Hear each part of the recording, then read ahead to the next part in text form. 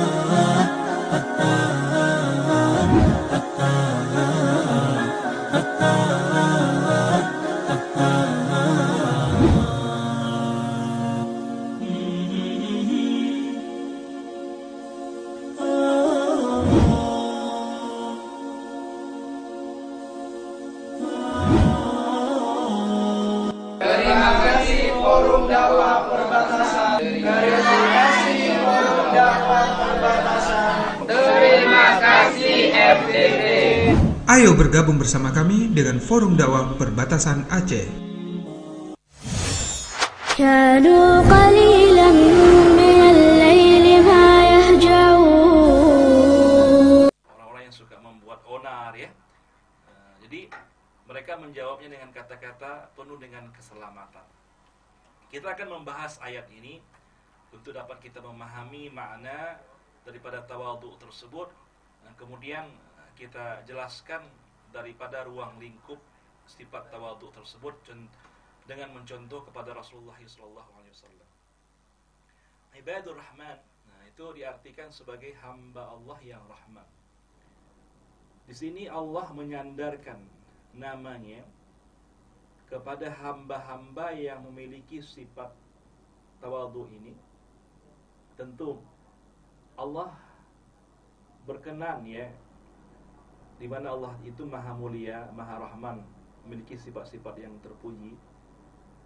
Allah Subhanahu wa taala menyandarkan nama beliau, nama Allah Subhanahu wa taala tersebut kepada hamba-hamba yang tergolong di antaranya sebagai hamba tawadhu. Tentu mereka adalah orang-orang yang istimewa. Selama ini sebagaimana dalam tafsir disebutkan bahwa hamba itu ada dua. Ada hamba yang bersifat ar-rububiyah. Ini hamba kepemilikan. Kita semua yang ada di bumi ini mengaku sebagai hamba Allah. Betul ya? Kita semua mengaku sebagai hamba Allah. Itu sudah jelas. Di mana-mana kita mengatakan ya Rabb, wahai Tuhan. Siapapun orangnya, walaupun dia tidak ada sholat, tidak ada beragama secara sempurna, tapi dia mengaku hamba Allah. Ini hanya pengakuan secara sepihak oleh hamba tersebut. Nah, ini tentunya adalah sesuatu yang lemah. Namun ada yang kedua, kelompok tertentu di mana bukan hamba tersebut yang menyebut dia sebagai hamba saja, tetapi Allah Subhanahu wa taala menyebutnya sebagai hamba Allah. Nah, ini betul-betul adalah orang yang dinobatkan oleh Allah sebagai hamba Allah.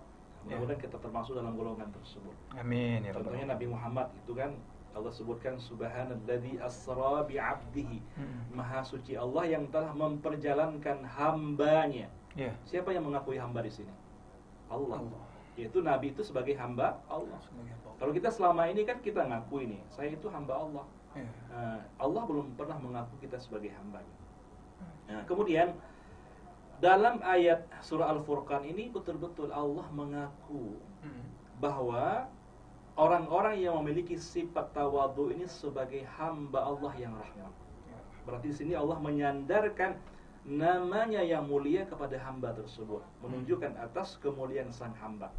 Ini adalah pangkat yang sebenarnya. Kalau kita bertitel di dunia kan, itu ada profesor, nah itu gelar akademik yang diberikan oleh kampus, doktor ya dan seterusnya. Ini hanya itu kebanggaan oleh manusia. Tapi ketika Allah mengatakan kamu itu hambaku yang rahman, berarti Allah menyematkan namanya kepada hamba tersebut. Kan kita ya, kalau seandainya misalnya kita itu anak orang kaya, katakan atau istri pejabat gitu, itu di ujung nama kita, nah, kita sebutkan ayah kita yang kaya itu, kita sebutkan keturunan kita yang kaya, yang berpengaruh tersebut. Atau istri pejabat pasti menyebutkan nama suaminya. Nah, itu menunjukkan kenapa bangga dia dengan nama tersebut. Nah, kalau seandainya suami itu ndak ada pengaruh, maka dia nggak pernah buat nama suaminya di situ. Bahkan dia nama sendiri lah. Gitu ya. Nah, begitu juga dengan ini, bahwa Allah sengaja menyematkan nama tersebut kepada hamba tersebut. Subhanallah, ini suatu kemuliaan kepada hambanya. Siapa mereka? Yamshuna 'alal ardi hauna, yang mereka berjalan di atas permukaan bumi dalam keadaan hauna. Ini menghinakan diri. Nah, tapi jangan salah dipahami. Dalam tafsir disebutkan ada orang yang salah paham kata Ibnu Katsir dalam ayat ini, sehingga dia pun berpenampilan ini ndak rapi gitu ya. Nah, dia mungkin bajunya asal-asal ada, kumuh kan, atau dia tidak bergosok. Dia menganggap itu yang disebut dengan hauna itu, merendahkan diri. Bukan itu pemahamannya. Pernah suatu ketika Umar bin Khattab ini menegur orang. Jadi ada orang itu waktu jalan dia pura-pura bungku gitu. Pura-pura laeh, letoy bahasa anak mudanya letoy gitu. Seperti orang belum makan 3 hari gitu kan. Kata Umar, enggak boleh seperti itu. Kamu harus menampakkan penampilan kamu yang tegas, yang tegap. Jangan nanti kita menganggap tawadhu itu kita berpenampilan itu kumuh, berpenampilan seperti orang miskin, seperti orang yang kita katakanlah itu orang-orang jalanan ya. Bukan demikian, tetapi hatinya yang dimana itu adalah disebutkan oleh Ibnu Katsir, dia merendahkan kepada Allah dan juga merendahkan kepada manusia. Sehingga Allah Subhanahu wa taala juga menyebutkan dalam ayat yang lain, waqfid janahaka liman ittaba'aka minal mu'minin, dan rendahkanlah sayapmu. Ini kan kita tidak punya sayap. Terkadang kita seperti punya sayap seperti itu.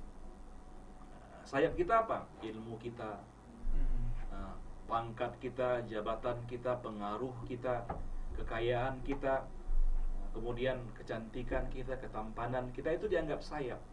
Ada orang yang dimana mereka itu dengan sayap ini dia menyombongkan diri, seakan-akan dia itu bisa terbang, lalu dia merendahkan segala orang. Nah, maka di sini Allah mengatakan rendahkan sayap. Berarti kita harus bersifat rendah hati. Yang punya ilmu yang tinggi jangan sombong dengan ilmunya. Wa fawqa kulli dhi ilmin alim. Di atas orang yang berilmu ada orang yang lebih berilmu lagi. Kan sekarang kita itu sedikit tahu, tapi banyak bicara, sedikit amal. Dan kita bangga dengan sedikit yang tahu tersebut, lalu kita share ya, lalu kita juga suka menyalahkan orang, sementara kita belum belajar dengan sempurna. Ini kan suka baru belajar satu kali pertemuan dengan seorang ustaz, pulang ke rumah udah nyalahin orang tua, udah nyalahin keluarga kan. Betul. Jadi ini tidak bisa demikian. Kita harus betul-betul dengan keilmuan kita itu kita bersifat rendah hati. Nah, jadi secara bertahap ya, kita belajar dan terus belajar, lalu kita tidak sombong dengan ilmu yang kita miliki. Begitu pula dengan orang kaya misalnya, dengan kekayaannya itu rumahnya udah bagus ya, kendaraan udah bagus, dia nggak mau lagi gaul dengan orang-orang biasa. Jadi, ada jarak dengan orang-orang miskin misalnya. Nah, jadi asal-asal dia perintah saja mentang-mentang dia kaya gitu ya. Nah, tentu ini menunjukkan atas kekayaannya. Begitu juga orang-orang yang berpangkat ya, yang punya jabatan dan seterusnya. Nah, tentu di sini Allah Subhanahu wa taala menyuruh kita untuk merendahkan sayap, dan disuruh oleh Allah Subhanahu wa taala untuk merendahkan hati kita supaya kita tidak menjadi orang-orang yang sombong, orang-orang yang tinggi. Kita lihat Firaun. Itu semua ada sama dia. Harta melimpah ya. Luar biasa. Kekuasaan. Iya, kekuasaan, ya, jabatan, apa yang tidak dia punya. Bahkan dia mengatakan sungai Nil ini mengalir di atas perintahku, katanya. Itu saking kan dia sombong. Saking sombong. Ana rabbukumul a'la, saya ini Tuhan kalian yang paling agung, katanya. Tapi apa lihat sekarang? Dan dia telah mati. Dan telah diabadikan Allah Subhanahu wa taala, al-yauma nunajjika bi badanika litakuna liman khalfaka ayah. Wahai Firaun, hari ini kami selamatkan badan engkau. Kalau kita mau melihat Firaun itu boleh ke Mesir. Di sana ada sebuah museum itu di Tahrir itu, boleh masuk ke sana dan kita lihat masih utuh itu tubuh Firaun, tidak diawetkan. Tidak diawetkan. Dan itu adalah Allah langsung mengatakan dalam Al-Quran, ini juga mukjizat Al-Quran, hari ini kami selamatkan badan engkau. Itu kan dia apa namanya tenggelam itu sebelum Masehi. Ditemukan tubuhnya setelah Masehi. Itu ribuan tahun setelah dia tenggelam. Maka ini sebuah kesadaran buat kita sendiri. Firaun saja yang sombong dia mati. Kalau hari ini ada orang kaya yang sombong, lihat Firaun, dia juga mati. Kalau hari ini ada orang berpangkat, orang punya jabatan ya, raja, presiden, gubernur, camat, bupati dan seterusnya, lihatlah kepada Firaun dan seterusnya. Maka oleh karena itu tidak ada yang kita sombongkan. Semua akan berakhir dan semua akan lenyap. Untuk itu kita harus bersifat tawadhu. Apa saja ruang lingkup sifat tawadhu tersebut nanti insya Allah akan kita lihat ya dalam beberapa apa namanya itu bagian. Ini langsung kita jelaskan. Boleh. Iya, ini mengingat waktu ya. Nanti ada juga ada tanya jawab nih. Iya, ada Ustaz. Baik. Ini kan ruang lingkup tawadhu itu ada beberapa hal. Yang pertama sekali, orang yang bersifat tawadhu dia mau bergaul dengan siapapun. Dia tidak pandang bulu orang. Jadi mau orang kaya, mau orang miskin, mau orang yang seumuran dengan dia. Nah ini sehingga dia melayani siapapun orang. Nah, ini contohnya Rasulullah SAW itu, kata Anas bin Malik, ini hadis sahih. Ketika beliau mengunjungi kaum Ansar, maka beliau wa yusallimu ala ahli, dia mengucapkan salam kepada anak-anak daripada golongan Ansar tersebut. Subhanallah. Jadi ada anak-anak itu kadang kita nggak peduli dengan anak-anak, sepele dengan anak-anak kan. Tapi Nabi mengucapkan salam kepada mereka, assalamualaikum. Jadi kadang kalau seandainya kita, kalau dia orang yang sudah mungkin dia udah tua, maka dia tidak mau beri salam kepada anak-anak. Maka dia katakan, kan saya udah lebih tua daripada dia. Dia yang seharusnya mengucapkan salam kepada saya. Nah, berarti kalau ada seperti itu dia tidak tawadhu. Maka Nabi SAW juga, kata Ali bin Abi Thalib, saya tidak pernah lebih dahulu mengucapkan salam kepada Rasul. Beliaulah yang lebih dahulu mengucapkan salam kepada saya, meskipun umur saya itu lebih muda kepada Rasulullah SAW. Dia seorang Rasul. Iya, seorang Rasul. Jadi kalau kita akan pergi, harus kita duluan yang disalamin. Nah, ini berarti kita tidak tawadhu, mengharapkan penghormatan di sini. Harus dicium tangan lagi. Iya. Cium tangan bukan hanya sekali, bolak-balik. Jadi ini kalau ada harapan-harapan dari kita untuk dihormati ya, karena tadi kita tidak mau lebih dahulu memberikan pelayanan kepada orang, bergaul dengan orang, maka itu menunjukkan kita tidak tawadhu. Bahkan Nabi Muhammad SAW itu pernah suatu ketika, ini juga dalam Sirah Nabawiyah disebutkan, ada orang yang datang dari kampung mencari Nabi, mereka belum pernah kenal Nabi. Ketika itu Nabi Muhammad SAW sedang berkumpul di sebuah masjid, ya. Dan Nabi tidak kelihatan kalau dia itu seorang Nabi. Maka orang ini bertanya, mana Nabi kalian itu yang kalian muliakan? Maka mereka menunjukkan itu Rasulullah SAW. Nabi menyandarkan pahanya di atas paha sahabat-sahabat yang lain. Apa kata orang ini? Biasanya Nabi itu orang-orang terhormat, dia ada tempat terhormat pula. Diagungkan. Iya, ada tempat misalnya ada karpet merah, Iya. ada permadani merah, ada bantal dan juga apa namanya itu kasurnya. Fasilitasnya beda dari yang lain lah. Iya. Tapi Nabi tidak. Tidak. Ini menunjukkan bahwa beliau itu tidak bersifat sombong ya, dia rendah hati. Kalau kita pergi bertamu gitu ya, kalau nggak dikasih tempat VIP, tempat duduk yang bagus, kita merasa rendah hati. Iya, betul. Nah, berarti kita nggak tawadhu. Coba saja kita bergaul di hidangan yang besar itu, kita ikut makan makanan yang sesuai dengan apa yang ada di sana. Baik. Maka ini sesuatu yang memang amat berat. Apalagi kalau seandainya kita itu orang-orang terhormat ya. Iya. Nah, maka oleh karena itu ini perlu kita hiasi diri kita dengan sifat tawadhu. Ini ruang lingkup pertama. Ini terus ya. Ya, lanjut Ustaz.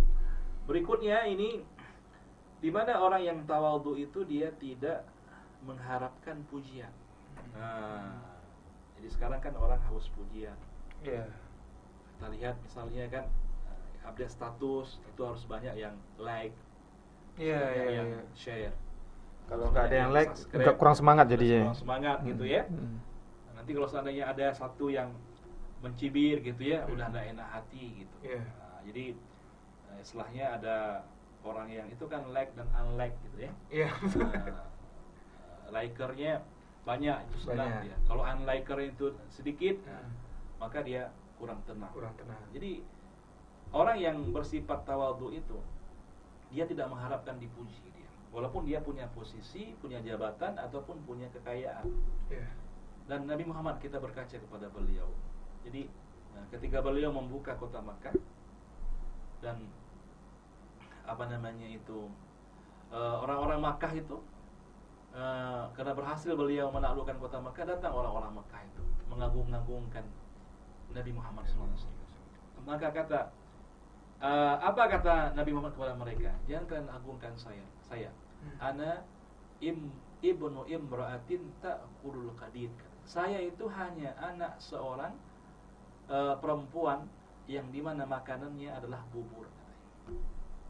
Nah, jadi menyebutkan tentang apa? Orang tua, menunjukkan bahwa orang tua saya itu orang tua biasa.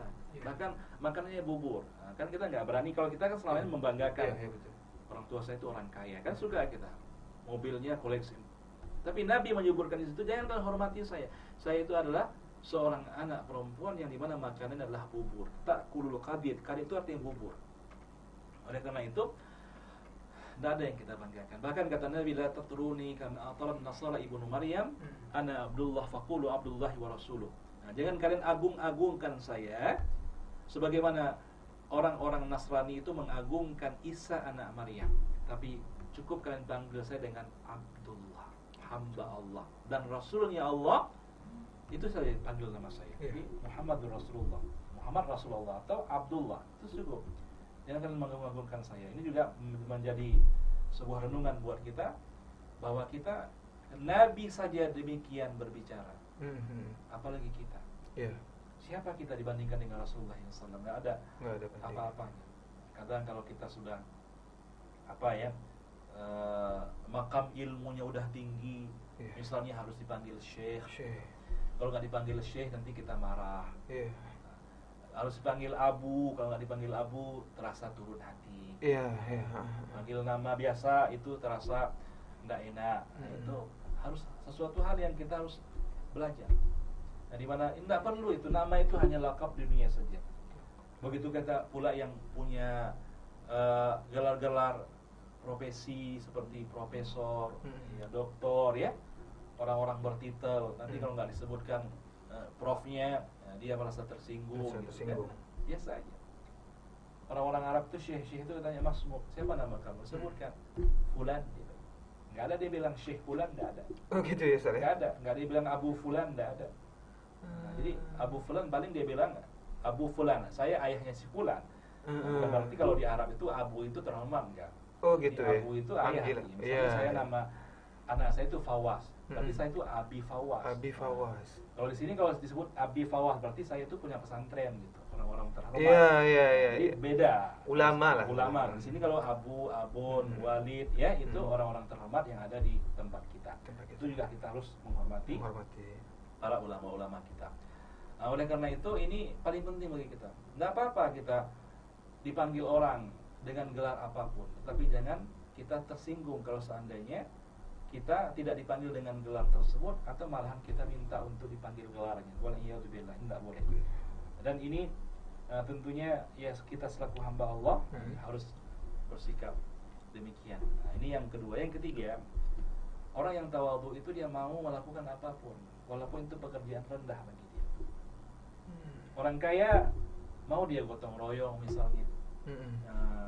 Walaupun dia sudah punya kekayaan, tapi dia mau bersihkan got misal gitu ya, bersihkan WC, mau diturun dengan masyarakat, dia enggak Bersosial. merasa apa namanya itu ada jarak dengan Masyarakat. kehidupan sosial gitu. Iya, betul.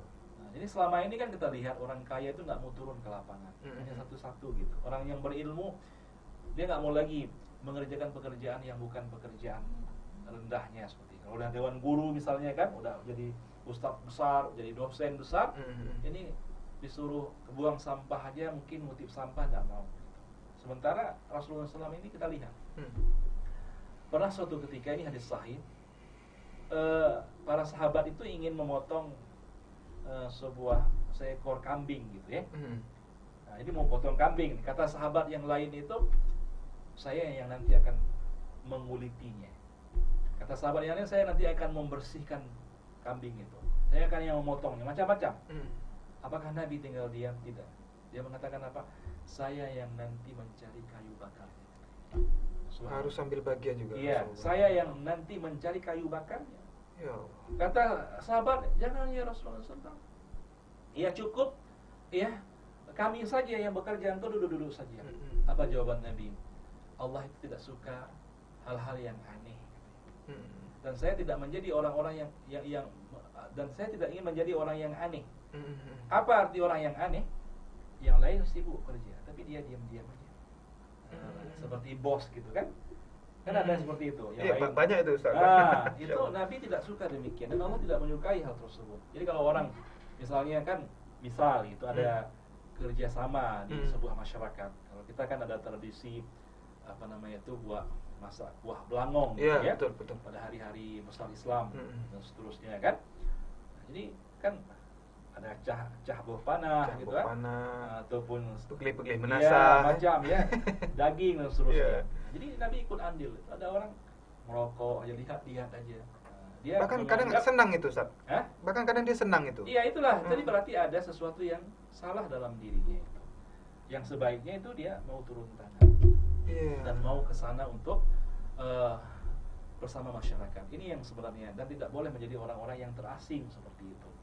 Dan ini contoh daripada Rasulullah SAW. Maka orang yang rendah hati itu dia mau mengerjakan pekerjaan apapun, ya meskipun itu adalah daripada pekerjaan yang sifatnya rendah. Seorang ulama sufi, ini ahli tasawuf ya, yang kita lihat itu, di mana ada dia waktu masuk ke sebuah ruangan, dia dihormati orang besar-besar, berdiri orang semua.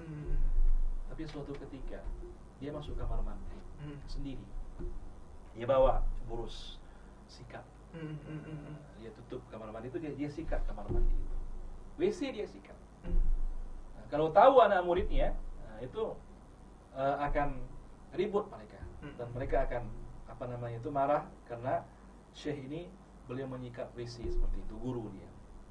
Kemudian betul tahu dan anak murid-muridnya, dan dia mengatakan, kenapa engkau kerjakan ini? Kan kami banyak di sini. Apa kata syekh ini? Saya sebenarnya bukan sedang membosok kamar mandi, tapi saya sedang membosok hati saya, katanya. Yang dimana kalian memuliakan saya, kalian hormati saya mengajar, saya memberikan ilmu dalam majelis ta'lim, kalian memberikan penghormatan kepada saya. Mungkin saya ada merasa tinggi diri, maka saya gosok diri saya dalam kamar mandi ini supaya tidak menjadi orang-orang yang sombong, katanya.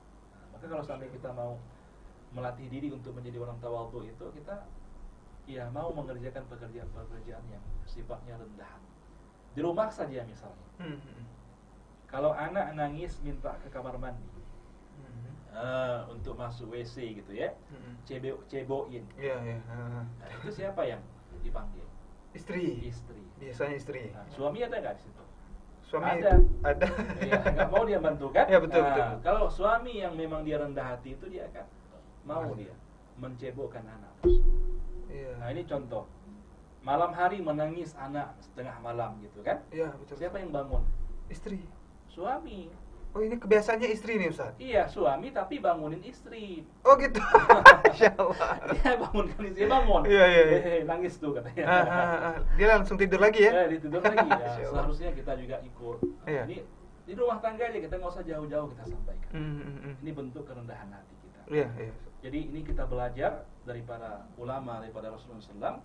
Kita harus demikian. Dan inilah orang-orang yang istimewa. Mm. Dan kata Rasul, idza tawadha'a al-'abdu rafa'ahullah. Apabila seorang hamba itu dia merendahkan dirinya, maka Allah akan mengangkat derajatnya. Tidak hina orang yang dengan ilmunya itu dia merendahkan hatinya. Kalau nggak dipanggil orang-orang terhormat, nggak hina dia. Iya. Orang-orang kaya itu nggak dihormati, nggak hina mereka. Nah, jadi letak kehinaan itu adalah malahan wa idza takabbara, kalau dia itu menyombongkan diri, wada'ahullah. Kalau dia sombong, maka Allah akan menjatuhkan posisinya, menjatuhkan derajatnya. Betapa banyak orang yang kaya seperti Fir'aun tadi, Iya, maka iya. Allah runtuhkan mereka. Betapa banyak orang yang kaya raya, tapi mereka semakin kaya, semakin berilmu. Orang-orang yang berilmu tersebut, kenapa? Karena mereka adalah orang-orang yang rendah hati. Kalau di Arab tuh, kalau kita jumpa syekh ya, kita cium tangannya, malah dia cium tangan kita. Gitu, Ustaz ya. Begitu. Nah, jadi ini artinya sesuatu yang memang ya yang harus kita pahami. Iya. Ini yang ketiga. Tambah lagi kira-kira ini? Ini baru 3 ini. Iya, tambah lagi, Ustaz. Masih panjang durasi kita ini. Maksudnya ada pertanyaan nggak? Ada Ya? pertanyaan nih, Ustaz. Nanti aja kita bahas. Oh, boleh. Atau gimana? Boleh, atau gini aja dulu. Ustaz kupas aja tuntas, nanti Oh, mungkin pertanyaan ini akan kita jawab. Yang keempat ini yang terakhir. Boleh, Ustaz. Nah, betul, tapi yang betul-betul yang terakhir kali ini. Karena penceramah itu yang terakhir katanya kan. Oh. Ada lagi yang terakhir. Ada lagi nanti ya. Jadi Baik, Ustaz. betul yang terakhir bahwa Mm-mm. orang yang rendah hati itu dia ketika diberikan masukan ya, diberikan teguran, dia menerimanya dengan lapang dada. Tidak bersikap membangkang, dalam artian tidak menerima masukan-masukan tersebut. Maka juga dalam ayat ini Allah mengatakan wa idza khatabahumul jahiluna qalu salama. Kalau mereka dikhitab ataupun diserang melalui percakapan, dalam artian itu dibully istilahnya, mereka tidak membalas dengan bully, tapi mengatakan selamat atas sekalian. Yeah. Maka ini yang kita sekarang melihat jarang orang ya. Kenapa terjadi permusuhan antara ulama satu dengan ulama lain? Karena tidak ada yang saling mengalah. Yeah. Ketika ada yang melontarkan kata-kata yang sifatnya itu menyerang, maka langsung dibalas serangan itu. Kalau kita membalas serangan, apa beda kita dengan orang yang menyerang? Iya, Sama-sama betul. kita menjadi orang yang berdosa juga. Berdosa. Menarik diri lah kita. Maka di sini orang yang tawadhu itu tidak mesti dia menang dalam keadaan tersebut. Biarlah waktu yang menjawabnya. Maka kalau seandainya kita juga, ini kan sekarang mainnya di media sosial kita lihat. Ngeri sekali sekarang pertempuran di media sosial yang dapat menyebabkan pecahnya persaudaraan kita. Nah, ketika ada statement dari seseorang, ya langsung kita membulinya. Yang lain menyerangnya dan serang menyerang. Dan ini tidak hanya sebatas di media sosial, tetapi juga sampai berefek kepada hubungan di luar media sosial, yang membuat keretakan dan perpecahan antara kelompok ya, antara pengikut kelompok tertentu dengan yang lainnya. Maka orang yang rendah hati itu dia tidak hina ketika dikritik ya, dan tidak merasa rendah kalau sedang diberikan masukan-masukan. Semoga Allah Subhanahu wa taala memberikan kepada kita peluang-peluang yang baik dalam kita mengerjakan akan kebaikan, ya terutama kita bisa menghiasi diri kita dengan sifat rendah hati ini. Baik.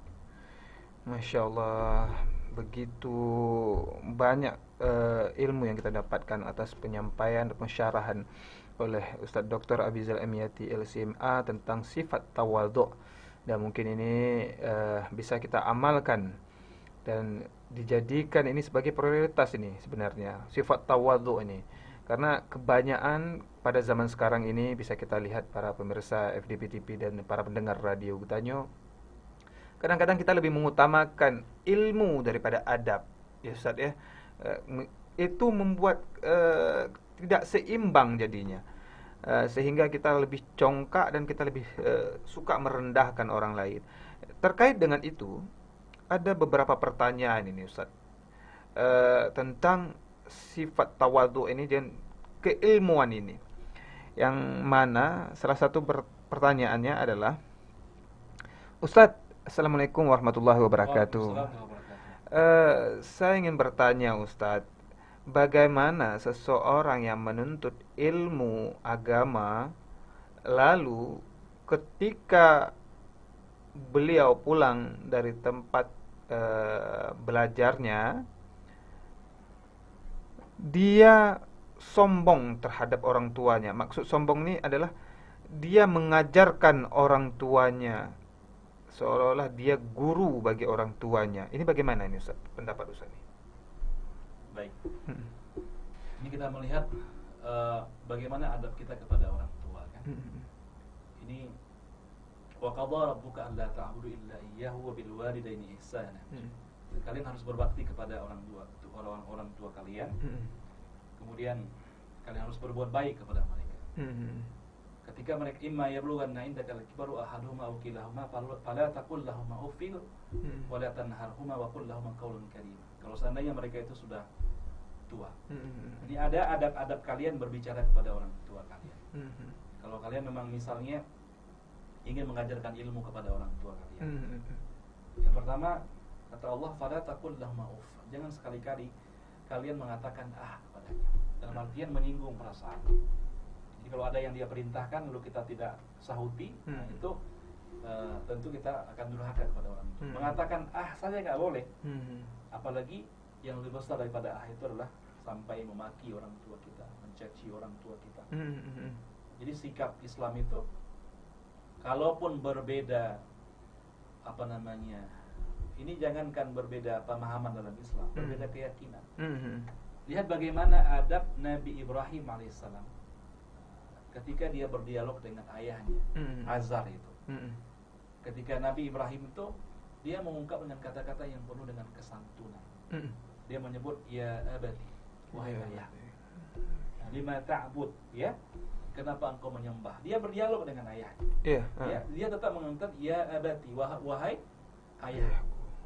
Nah, ini berarti ada kesantunan di sini. Jadi kalau seandainya memang kita ingin berdakwah kepada orang tua kita, keluarga kita, maka gunakanlah kata-kata yang santun. Jadi jangan katakan kata-kata fala taqul lahumā uff wa la tanharhumā, jangan kalian bentak keduanya. Mentang-mentang kita itu baru dapat agama, lalu kita bentak, tidak boleh. Walaupun itu yang kita sampaikan itu benar, ya kan, dan yang kita sampaikan itu sesuatu yang memang sudah kita pahami, tapi yang nggak boleh kita bentak. Jangankan membentak orang tua, membentak orang lain saja untuk memberikan ceramah nggak boleh. Nggak boleh kita paksa orang lain untuk mengikuti kebenaran yang kita miliki. Nah ini kemudian ketika ayah Nabi Ibrahim itu menolak dakwah Ibrahim, apa Nabi Ibrahim marah, memboikot ayahnya, atau dia itu meninggalkan ayahnya? Enggak. Dia mengatakan, qala sa'astaghfiru laka rabbi, saya akan berupaya untuk mohon ampun untukmu kepada Tuhan. Dalam artian dia akan minta maaf kepada Allah atas sikap ayahnya yang tidak menerima dakwahnya. Jadi dia berharap kepada Allah Subhanahu wa taala. Walaupun di sini enggak boleh kita kalau misalnya kita itu misalnya ini syirik yang orang kafir ya, bukan orang Islam. Islam enggak ada seperti itu, enggak sampai kan. Orang yang syirik itu, orang yang kafir, kita nggak boleh mendoakan orang tua kita yang kafir, nggak boleh kita doakan. Begitu Ustaz? Iya, orang tua kita yang kafir, maksudnya nggak kita doakan dia masuk surga. Kalau kita doakan masuk hidayah, nggak apa-apa. Ya Allah berikan mereka hidayah, itu nggak masalah. Tapi ya Allah ampunkan dosa kedua ibu bapakku, itu nggak bisa. Nggak bisa Ustaz, karena dia kafir gitu. Nah, karena dia kafir dan dia berjarak ya, tidak sampai doa ampunan orang Islam itu kepada ayahnya yang kafir tersebut. Karena memang dijarak oleh akidah kita yang berbeda. Jadi ini tentunya tidak, gitu ya. Makanya di sini adabnya adalah dia mohon ampun kepada orang tua. Maka Allah mengatakan wa qul lahum qawlan karima, dan katakan kepadanya perkataan ya yang baik. Yang Kecuali kalau seandainya ini juga kalau mereka itu mengajak kalian, ya kan, untuk ikut dengan agama mereka, maka di sini jangan ikut dengan agama mereka, tetapi kalian tetap berbakti kepadanya. Luar biasa. Jadi sambungan ayat itu di mana kita diperintahkan untuk tetap berbakti kepada orang tua kita, walaupun mereka itu berbeda akidah dengan kita. Berbeda akidah. Apalagi yang seakidah dengan kita, hanya beda pemahaman saja. Nah, itu yang Ustaz. berkaitan dengan khilafiyah.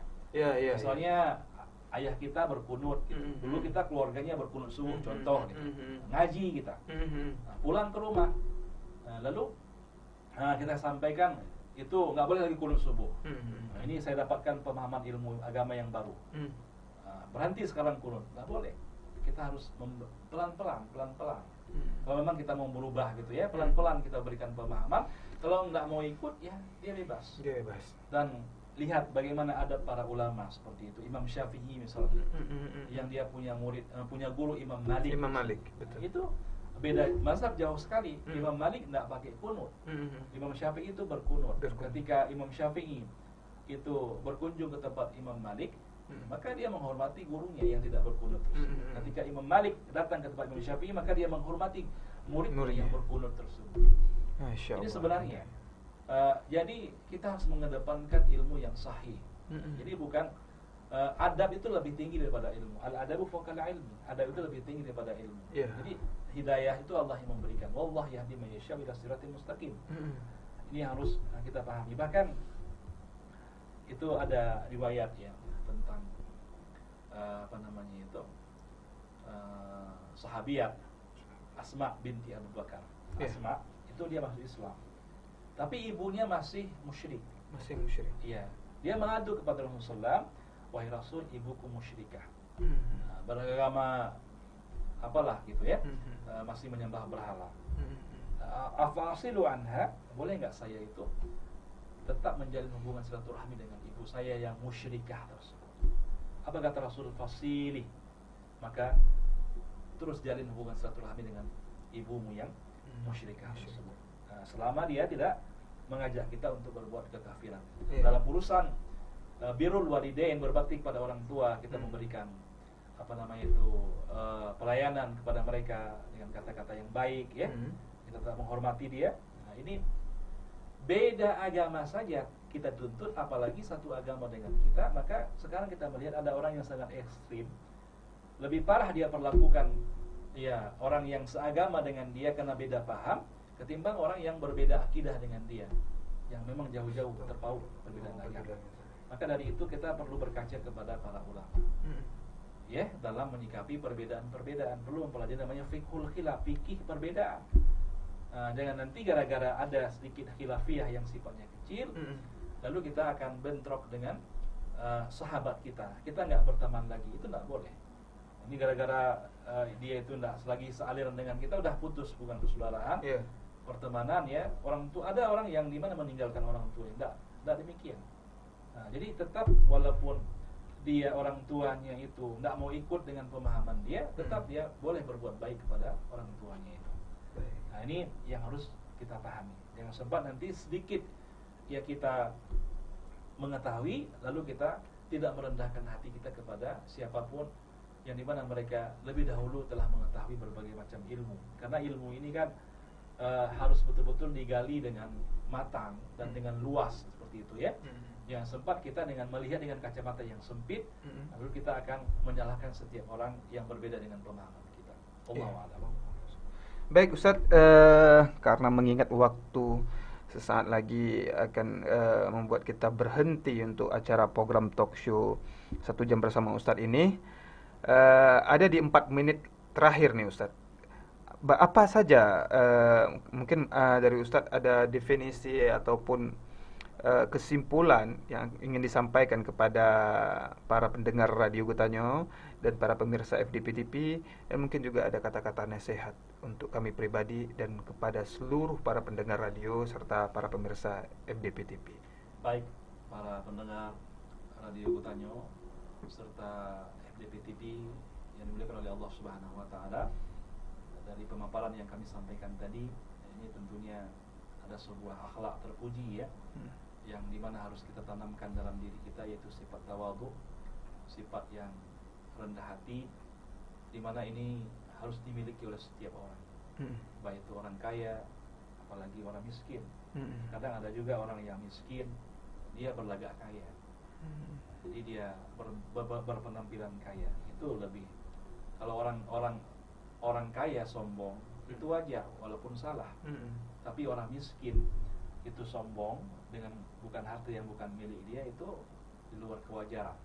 Jadi ini lebih salah lagi. Iya, betul. Dalam artian rendah hati ini semua kita harus memiliki.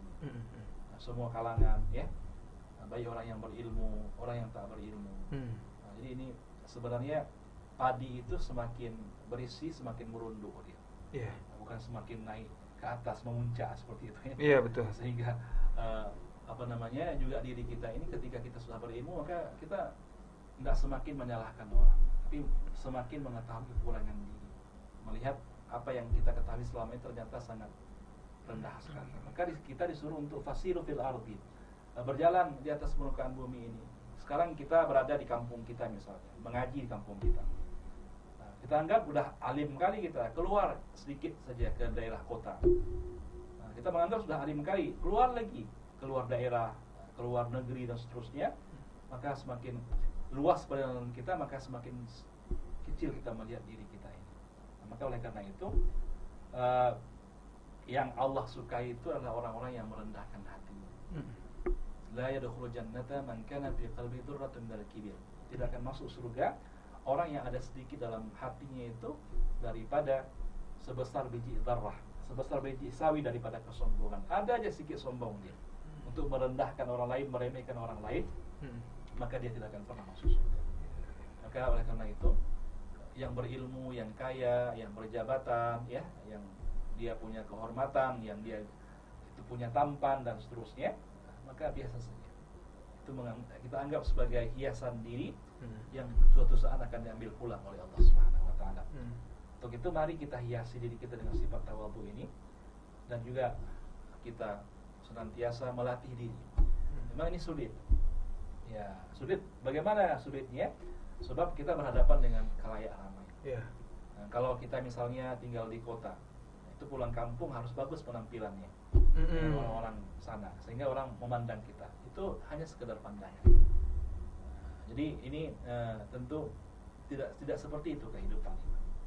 Biarlah kita punya segalanya, tapi hati kita tetap rendah.